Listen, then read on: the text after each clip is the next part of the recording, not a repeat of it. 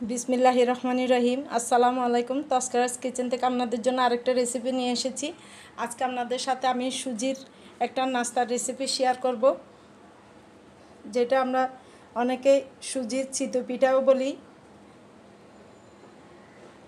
আমি এখানে মিক্সিতে 1 কাপ পরিমাণ সুজি ব্লেন্ড করে নিয়েছি, একদম গুঁড়ো করে নিয়েছি। সুজি একটু মোটা দানা হয়।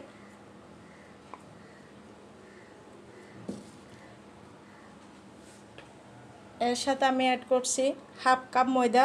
1 কাপ সুজির জন্য আমি হাফ কাপ ময়দা নিয়েছি। এই কাপটার সাহায্যে আমি 1 কাপ সুজি নিয়েছিলাম, একদম উঁচু উঁচু করে। এখন হাফ কাপ নিয়েছি ময়দা।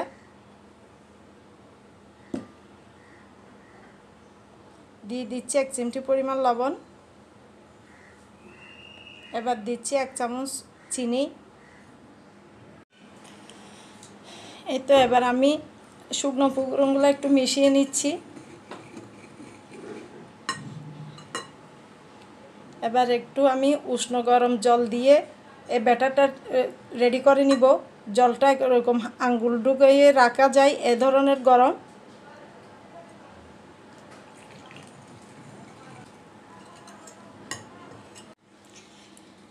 এবার দিচ্ছি 1 চামচ বেকিং পাউডার।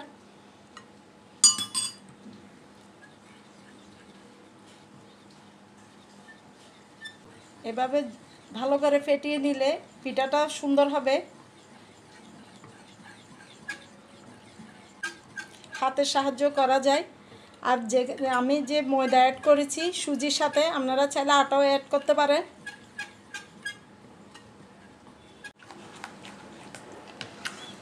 এই তো আমার ব্যাটারটা রেডি হয়ে গেছে। ব্যাটারের ঘনত্বটা হবে এতটুকুই, বেশি পাতলাও না আবার বেশি ঘনও না। এবার আমি 30 মিনিটের জন্য রেস্টে রাখবো। আপনারা হাতে সময় কম থাকলে 20 মিনিট রাখলেও হয়। একটু ভালো করে নেড়ে দিতে হবে। অনেকটা ঘন হয়ে গেছে, আমি হালকা করে অল্প করে পানি মিশিয়ে দিব।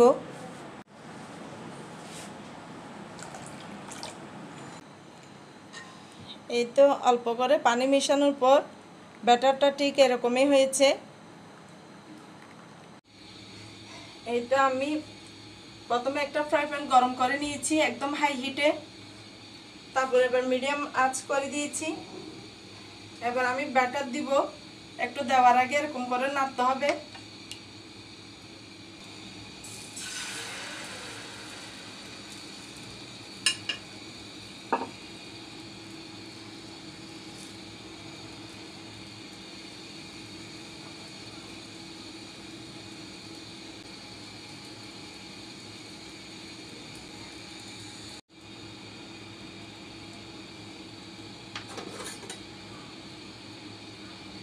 এই তো এই সাইডে একটু করে ছিল ব্যাটার, সেটাও হয়ে গেছে।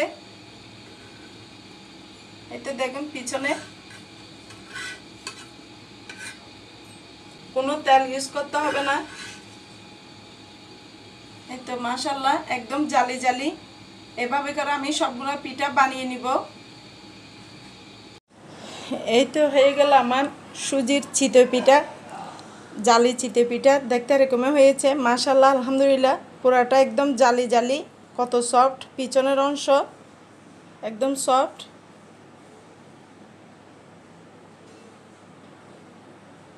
এটা আমি সুজির একটা পায়েসের একটা রেসিপি করেছি, সেখানের পায়েস। এটা আমার রেসিপিটা দেয়া আছে, আপনারা চাইলে দেখে নিতে পারেন। এটা সুজি দিয়ে খাওয়া যায়, এরকম পায়েস দিয়ে খাওয়া যায়। তারপরে একটু খেজুরের রাব, চা, আবার মাংস দিয়েও খাওয়া যায়। খুব মজার একটা রেসিপি। অল্প করে আমার খেজুরের রাব আছে, আমি সেটা দিয়েও পরিবেশন করব। আপনাদের সাথে একটু শেয়ার করি কতটা মজা হয়।